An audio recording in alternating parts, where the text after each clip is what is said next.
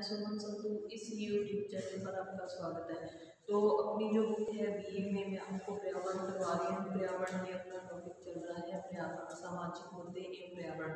तो उसमें पहले मैंने आपको जो टॉपिक करवाए थे, ओजोन परत करवा दी, अम्ल वर्षा करवा दी, वैश्विक ताप वृद्धि करवा दी, उसमें पुनर्स्थापन करवा दिया और सुस्थिर और स्थिर के बारे में आपको बताइए। तो आज मैं जो टॉपिक करवा रही हूँ उस टॉपिक का नाम है नाभिकीय दुर्घटनाएं, यानी कि जो हमारे परमाणु बम होते हैं उसकी जो दुर्घटनाएं, जो भी हमारे परमाणु बम हो गए, अदरवाइज दूसरी जो नाभिकीय दुर्घटनाएं हैं उनके बारे में बताऊंगी कि नाभिकीय दुर्घटनाएं एवं महासंहार उसके रिजल्ट क्या रहे और उसकी हमारा जो विश्व हमारा जो उसमें कितने लोगों को क्या क्या क्षति हुई।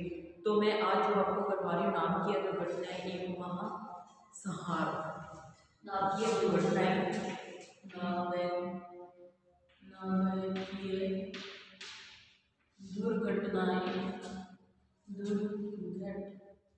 नाभिकीय दुर्घटनाएं,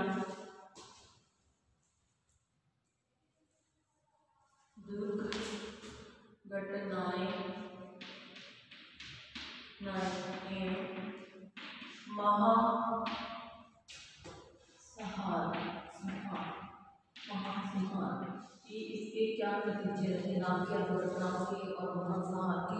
तो इसमें देखो जो हमारा नाभिकीय ऊर्जा के सदुपयोग, यानी कि जो हमारी नाभिकीय ऊर्जा है उसके सदुपयोग के बारे में सभी जानते हैं कि अगर हम उसका उपयोग करते हैं तो उसके क्या सदुपयोग के हमारे क्या क्या नतीजे सामने आते हैं। किंतु यह ऊर्जा यदि अनियंत्रित हो जाती है, किंतु ये जो ऊर्जा है नाभिकीय जो ऊर्जा है अगर यह अनियंत्रित हो जाती है तो अति भयानक दुर्घटनाएं होती हैं। और विश्व में जो हमारी नाभिकीय दुर्घटनाएं की एक लंबी सूची है जिनमें कि हमारी जान माल की भयानक क्षति हुई, यानी कि भयानक स्थिति पैदा होगी इस ऊर्जा के अनियंत्रण से।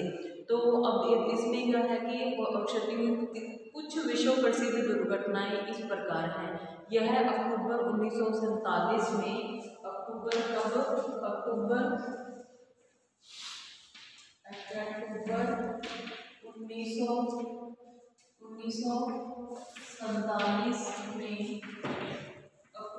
1947 में ये है कि जो हुई थी अटलांटिक समुद्र में, अटलांटिक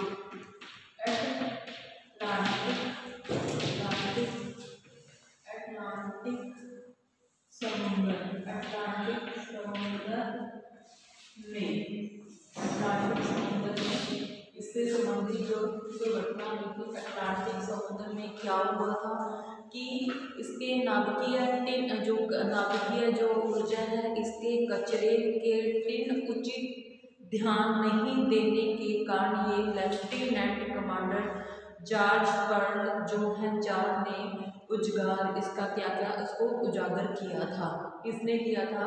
इसके जो नाभिकीय कचरे के जो टिन के जो कचरा है उस कचरे को उचित ध्यान नहीं देने के कारण जो लेफ्टिनेंट कमांडर जॉर्ज पर्ल थे उन्होंने ने इसे उजागर किया। उसके बाद फरवरी 1947 दूसरा जो हुआ था फरवरी 1947 में।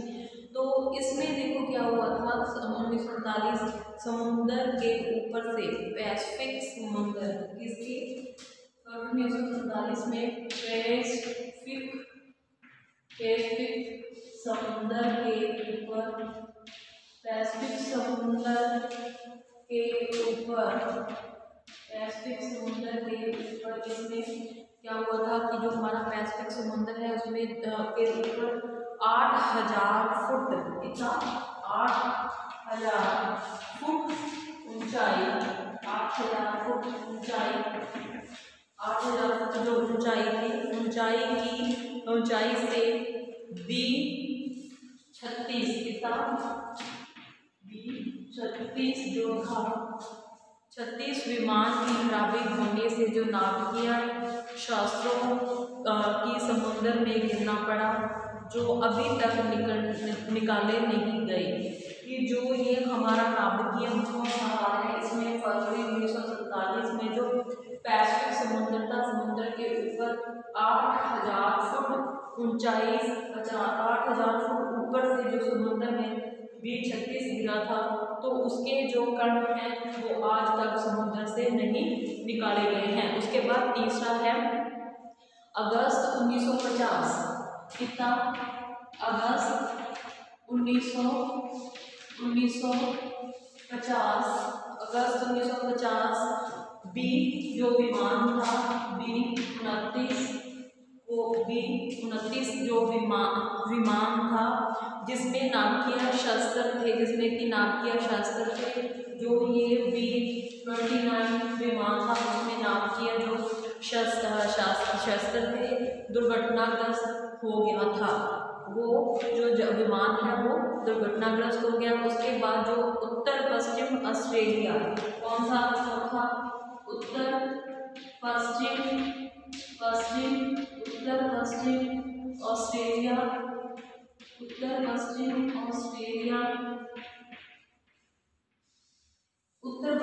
ऑस्ट्रेलिया में एक नाभिकीय पदार्थ की खान की पिछली दीवार, यानी कि उत्तर पश्चिम ऑस्ट्रेलिया की जो खान की दीवार है, उत्तर पश्चिम ऑस्ट्रेलिया में एक नाभिकीय पदार्थों की खान, किसकी? नाभिकीय पदार्थों की खान थी, जो कि पिछली खान वर्षा के कारण टूट गई तथा जो सारा रेडियो एक्टिव, कौन सा? जो सारा रेडियो एक्टिव पदार्थ था उसके पीछे स्थित बांध के पानी में बह गया, मिल गया। और इसके साथ ही जो हम ये दुर्घटना 11 जनवरी 1980, कब? 11 जनवरी 1980 को हुई थी ये दुर्घटना। उत्तर पश्चिम में जो एक नाभिकीय खान थी, उस नाभिकीय खान की एक दीवार वर्षा के जल के साथ एक बांध में बह गई और ये दुर्घटना कब हुई थी? 11 जनवरी 1980 को। उसके बाद है अक्टूबर 1957, पांचवा है इसमें अक्टूबर 1957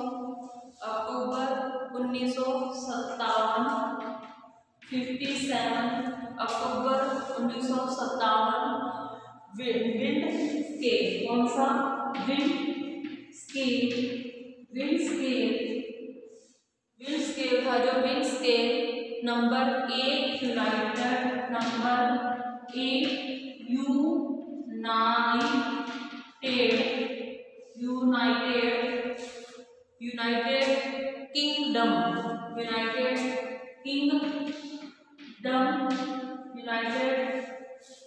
किंगडम था, जो किंगडम में मानवीय भूल से एक नाभिकीय संयंत्र में आग लग गई, जिससे कि लगभग 11 टन यूरेनियम, कितना?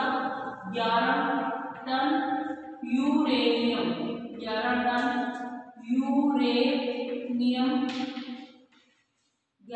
जो यूरेनियम था वो उसमें क्या हो गया? टन यूरेनियम जल गया और नाभिकीय पदार्थ की वाष्प से आसपास का जो जल है या जो वायु है तथा पास की जो फैक्ट्री है में 2 लाख टन दूध प्रदूषित हो गया। इससे जो हमारा अक्टूबर 1957 विंड स्केल नंबर 1 यूनाइटेड जो किंगडम में 11 टन जो यूरेनियम नाभिकीय पदार्थ था वह वाष्प के जो जल हो गया या वायु होगी आसपास की जो फैक्ट्री थी उसमें बह गया और 2 लाख टन दूध में मिल गया। उसके बाद 26 जनवरी 1982, कब? 26 जनवरी 1986, यानी कि 1996 जीना न्यूयॉर्क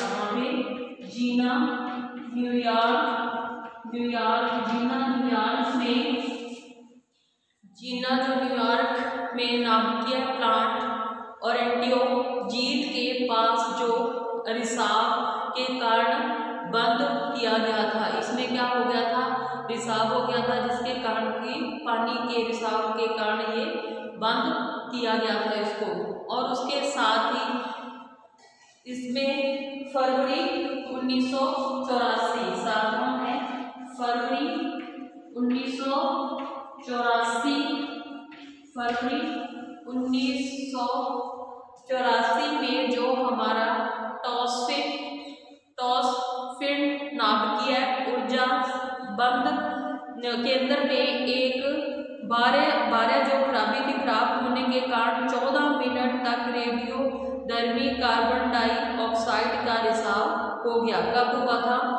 ये हुआ था फरवरी 1986 को। जो हमारा नाभिकीय है 1984 में एक इंडियन सेकंड नाभिकीय ऊर्जा संयंत्र बुचानन का रेडियो धर्मी पानी में रिसाव के कारण इसे बंद किया गया। और फरवरी 1986 में टॉसफेनिट जो नाभिकीय ऊर्जा केंद्र है एक 12 खराबी के कारण 14 मिनट तक जो रेडियो धर्मी कार्बन डाइऑक्साइड उसका क्या रिसाव हुआ था। इस प्रकार वर्ष 1991 में लगभग जो है 1054 नाभिकीय दुर्घटनाओं का पता लगा। कब? 1951 तक जो नाभिकीय दुर्घटनाएं हुई थी कितनी? 1054 उन दुर्घटनाओं का पता लग चुका था। उसके बाद जो इसमें 3 माइल जो island America 3 mile island America की घटना 1986 में जनजीवन के लिए अत्यधिक रेडियो धर्मी जो धार्मिकता के कारण अज्ञात बीमारियां हो गई थी, जिनका उनकी कई पीढ़ियों तक इसको असर देखने को मिला। तो ये क्या होगी? सारी आपकी नाभिकीय दुर्घटनाएं और महासंहार कब हुई थी? कि मैंने इसमें आपको टोटल 9 बताई हैं। वैसे इसमें आपकी हैं 14, तो मैंने जो इम्पोर्टेंट थी वो आपको बता दी। उसके बाद इसमें आता है कि जो हमारा उसके बाद आता है पर्यावरण संरक्षण अधिनियम। पर्यावरण संरक्षण अधिनियम कब बनाए गए उसके बारे में आपको बताता हूँ। आगे मैं बता रही हूँ आपको पर्यावरण संरक्षण अधिनियम कौन से? पर्यावरण संरक्षण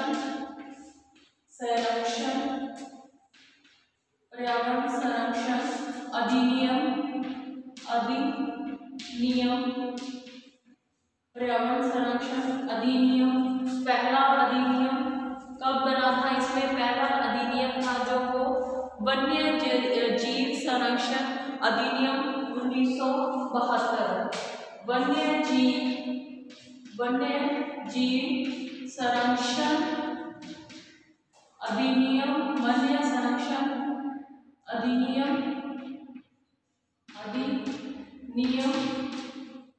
1900 कब बना था? 1972 में। 1972 पहला जो नियम बना था वन्य जीव संरक्षण जो नियम था वो कब बना था? अधिनियम 1972 में। दूसरा है वन्य संरक्षण अधिनियम। दूसरा है वन्य जीव संरक्षण है और ये होगा वन्य संरक्षण अधिनियम। इस अधिनियम के माध्यम से इनको क्या किया जाता है? वन्य जीव जंतुओं को संरक्षण, इनको सुरक्षा प्रदान की जाती है। ये कब बना था? ये बना था वन्य संरक्षण की 1980। कब बना था? 1980 में। ऊपर वाला आपका है वन्य जीव संरक्षण और ये आगे है वन्य संरक्षण अधिनियम 1980। उसके बाद तीसरा है आपका मोटर वाहन अधिनियम। कौन सा तीसरा अधिनियम है? मोटर वाहन अधिनियम। मोटर वाहन अधिनियम है जो वो आपका कब बना था? मोटर वाहन अधिनियम जो बना था 1939 संशोधित अधिनियम 1939 को इसको संशोधित किया था।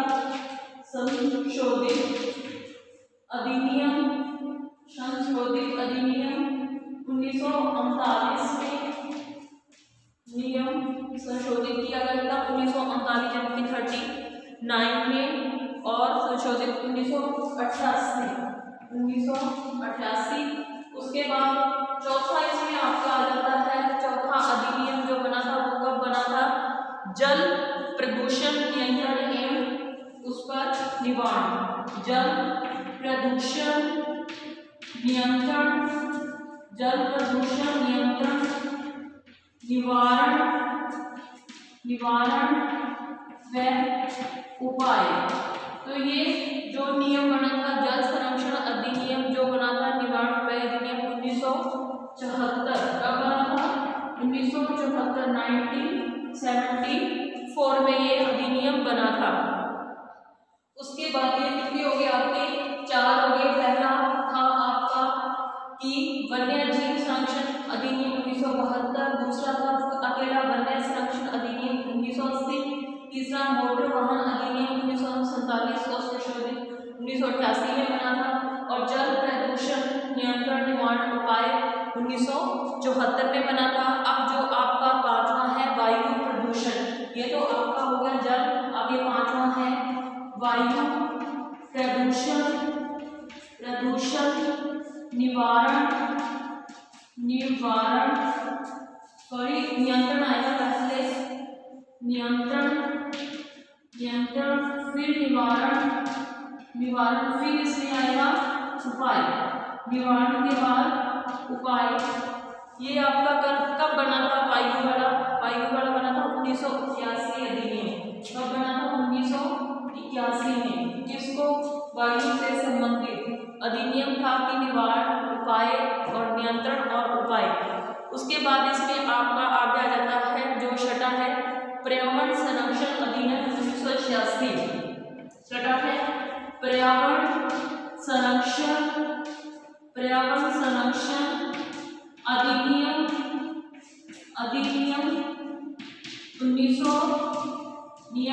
1986 को ये नियम बना था। उसके बाद आपका 7वां आ जाता है राष्ट्रीय पर्यावरण, 7वां आ जाता है इसमें राष्ट्रीय पर्यावरण ट्रिब्यूनल,